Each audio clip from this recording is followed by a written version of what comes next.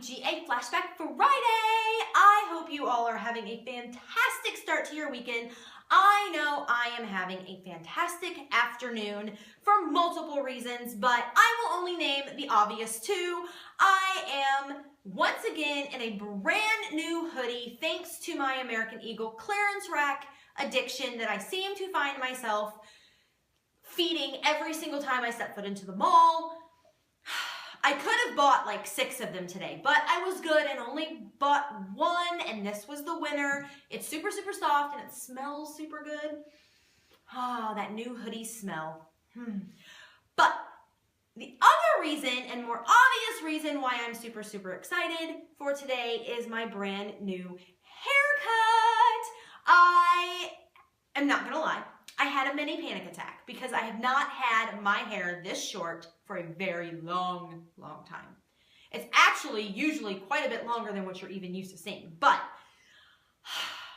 I bit the bullet today. It needed a good, solid, fresh haircut. So I took like 3.5 inches off of it. And now that I'm playing with it and rubbing on it and just running my fingers through it, I absolutely have fallen head over heels in love. I think I'm gonna keep it this way for a while. It's super easy to take care of. I can still put it in a ponytail like when I go work out. Ugh. And it smells so good and it's soft, but I know damn good and well tomorrow morning it's gonna look like Hurricane Rachel hit my head because it's never gonna look this good again. Like, this is the salon do, right? This is where they nab you with like the good shampoo and the product and the straightener and the whatever. I can do the straightener, right? But I can't do the product and I can't do the smell because it costs like a bajillion freaking dollars to do that. And they suck you into the little void after you pay like the $25 for the freaking haircut, right? Right. So I'm enjoying it and relishing in the awesomeness today because I know that it will be gone tomorrow, never to be seen again until I go get it cut again and they do it all over again, and then I'm happy for one day and then I'm sad for the rest of my life. But my haircut and my hoodie addiction are not why we're here. We are here for GA Flashback Friday, where I talk about one of our favorite episodes from the past seasons of Ghost Adventures. And today we are going back to Moundsville, West Virginia, to the Moundsville Penitentiary. Now, when I do these recaps, I try to make them a little bit different than my GA Recap Monday videos, in a sense that when I do the Monday videos, I go from start to finish, every bump, everything that happened, and cover it all. I try to change these up in the sense of picking out my favorite moments, my favorite bumps in the night, my whatever. One thing I don't do is really think about the history of the location and why that may play into why the location is haunted in the first place. Now, obviously, this is a prison. We can already assume the obvious, but this prison has a lot of really good history, and so I've chosen to kind of leave the bumps in the night out of it. I may cover it a little bit at the end, but I really want to focus in on the history of the area today and ask you guys some questions and see if you agree with me on why Moundsville is as haunted as it is. And we'll get into some residual energy topics and so on and such on. But I just want to let you know the angle I was taking it today because it's quite a bit different than what I normally do, but I think we are going to have a lot of fun. So, the best place to start is always at the beginning, which, like I said before, Moundsville Penitentiary is located in Moundsville, West Virginia. Now, when you drive into Moundsville, it's like house, house, house, boom. Here's this ginormous prison in the middle of town, and I'm not even kidding. It's like the middle of it's like taking my house, putting it on the corner, and putting a prison between me and my neighbors, and that's how it is. There is a row of houses across the street. There's rows of houses beside it. I can't even imagine what it would have been like to be living there next to that monstrosity and hearing everything going on. Oh, no. It's like the neighborhood that you don't want your kids to be raised in because there's a giant prison in the middle of town. Literally, in the middle of your neighborhood. So that is the first thing. It's just right there. It's like, you can't miss me. The town was really kind of built around the prison. Now, this prison was in operation for 119 years, closing its doors for the final time in 1995. In that time period, 998 men were killed there in some form or another, whether it be electric chair, hanging, murder, suicide, you name it, it happened. It was just unbelievable to hear of the violence that took place. I mean, I live 15 minutes from the Missouri State Pen. I know about haunted and violent. I mean, the Missouri State Pen is the bloodiest 47 acres in America. It was also, with Moundsville, on the top 10 list of the most dangerous prisons in America by the U.S. Department of Justice. It's not the Bahamas, people. It's not where you want to book your next vacation. I can promise you that. It was just so powerfully emotional to watch that episode because of the history of the prison itself. It was just unbelievable. Now, two of the spirits in the prison that they really mentioned is R.D. Wall, who was a man who was jumped by 3 other prisoners in the boiler room of the prison because they believed he was a rat. Now, we all know that when you are in prison, if you watch any type of like crime show like The First 48 or Locked Up or Cops, you see that like camaraderie between prisoners and the utter hatred they have for someone who's like squealed on them. You are instantly, I realize that when you walk into prison, you're instantly like 5 years old again. He told on me. He's touching me. Mom, he's looking at me. Mom, he's breathing on me. Are you kidding me? You put yourself there. Okay? Your actions put you where you are.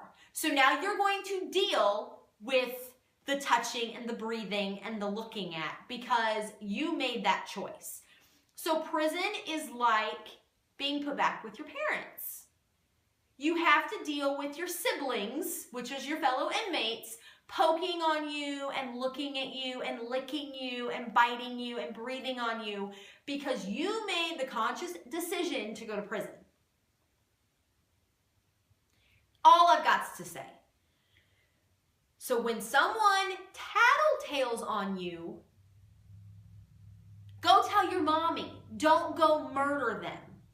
But that's just me. That's all I'm saying about that. So he was jumped and murdered by these prisoners in the boiler room because he was a tattletale, or a rat, as they would call him.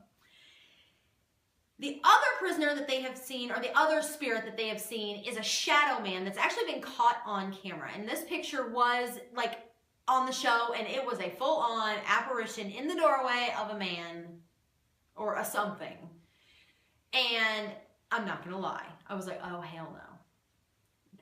Scared the living crap out of me, but we all know I'm a chicken and I cry over a paper cut, so that's how it goes. How can me be, I don't understand me sometimes. I love good horror stories and paranormal stuff and ghost adventures, but I would pee my pants and pass out of a heart attack if I was actually touched by something. Every single time.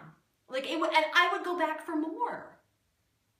That's the problem here. I would want more because I'm an adrenaline junkie.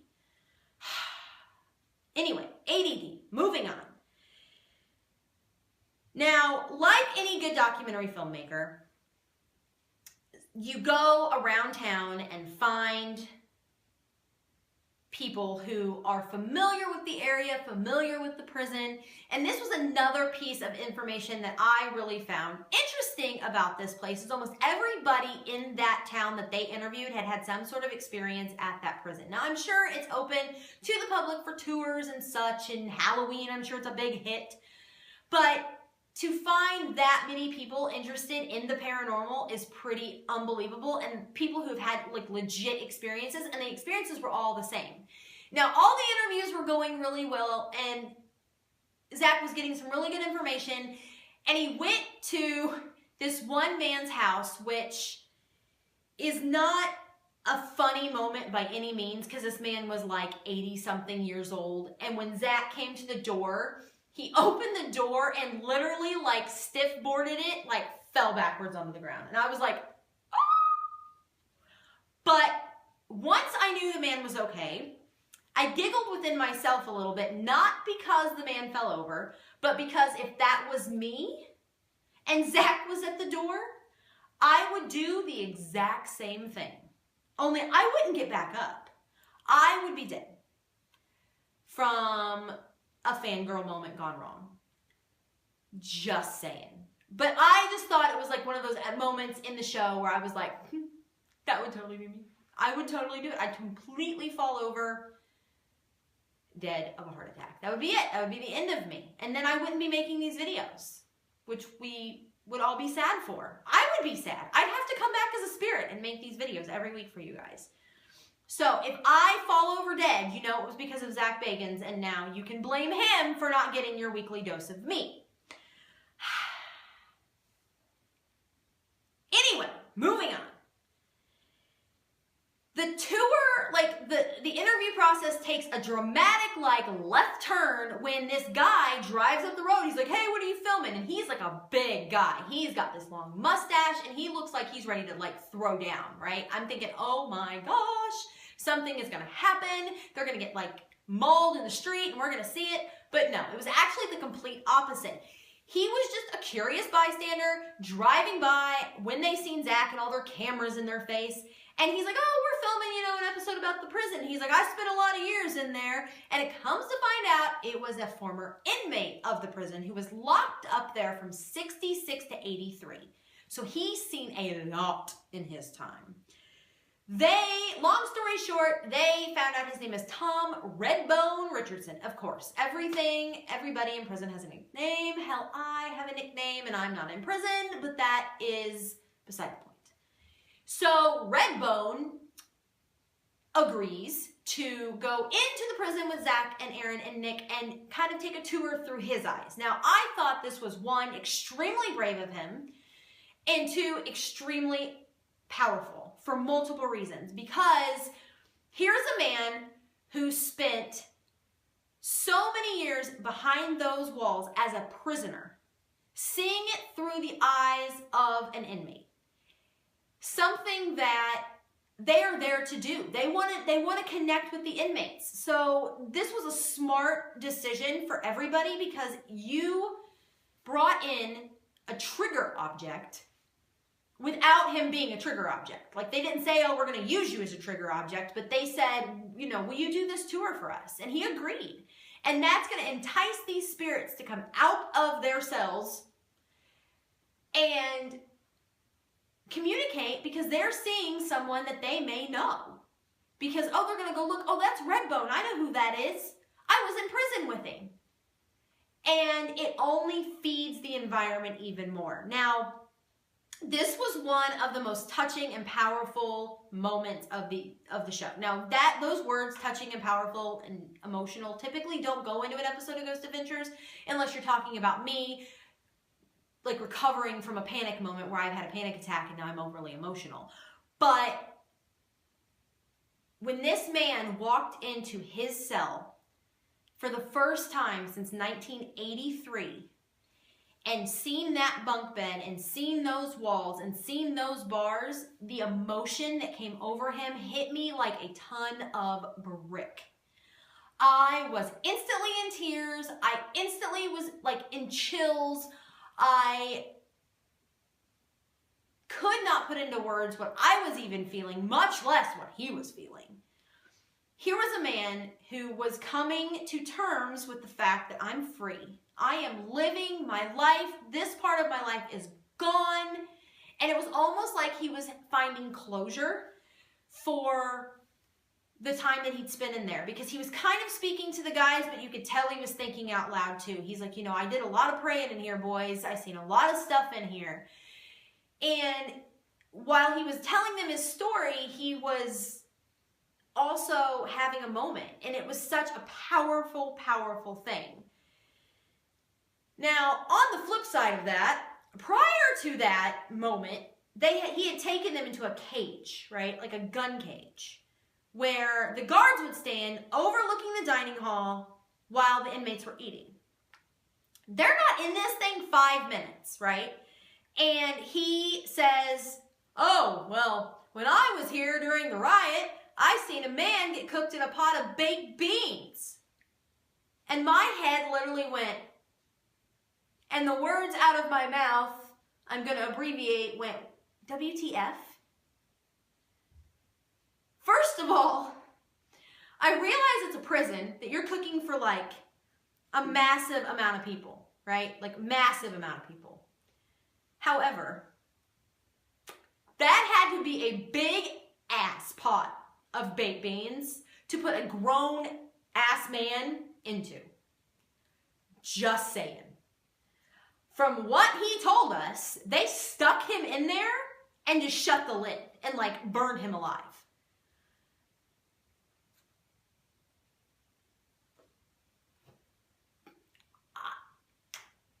I'm speechless. Like, I'm trying to visualize, and it's so sickeningly wrong.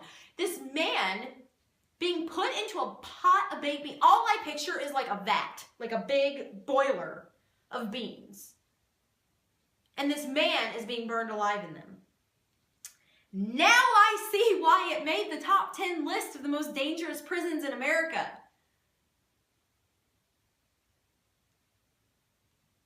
Beyond me. Beyond me.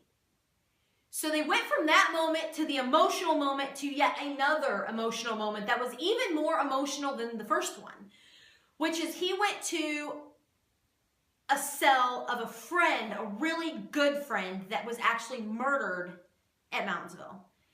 And once again, my heart broke. And once again, I was doing the ugly cry because you could see him missing his friend.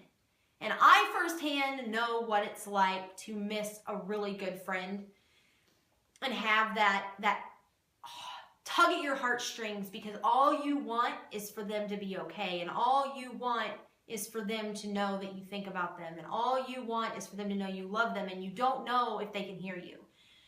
You know, you assume that you can try to communicate with them and you can hope that they understand. But when they die tragically, especially tragically and unexpectedly, it kills you.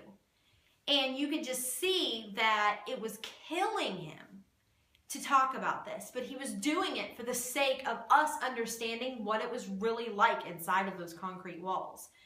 And it just melted me and broke me into a million pieces because I related on so many levels. And emotional overload. And from that moment on, he was even done. He's like, I've got to go, boys. I've had a hard time, trying day. I can't do this anymore. And of course, all of the guys were like, we fully understand. So that's kind of wrap up GA Flashback Friday. Now, I'm going to leave you guys with a couple of questions that you can answer in the comments below just to get you guys engaged with each other and, spark up a conversation. What I want to know is your thoughts on the hauntings at Moundsville. Now, are they strictly residual? With residual energy, you have to remember that the environment has to be right for paranormal activity to kind of happen. And a lot of times that just simply means that there is memories embedded into the surroundings of the location. So memories in the walls and the cells and the rocks and the stone that make up Moundsville and the dirt and whatever, in the bars or the cells. So it's got to be embedded into that kind of environment for that energy to kind of spark and come alive. Or do you think that there are actual souls aside from, R.D. Wall that we know is pretty active on his own? Are there 997 other souls that want to be heard? Are their voices wanting to be heard? Do they want their story told? Or do you simply think that their memory is just embedded into the stone and into the surrounding area at Moundsville? So I'm going to leave you guys with those questions. You can answer them in the comments below and let me know. I really hope it sparks up a conversation. Like I said, I know this recap kind of took a complete 180 twist on what I really normally do, but I wanted to do something different. So that's all I've got for today. I hope you guys have a wonderful rest of your weekend. Enjoy the brand new episode of Ghost Adventures tomorrow night, Demons in Seattle. As for me, I have a date with Christian Grey, so I'm going to leave you guys for him. And I will see you guys on Monday for GA Recap Monday. Stay happy, stay healthy, stay warm, stay safe if you're in snow, and I will see you guys Monday. Much love, much happiness.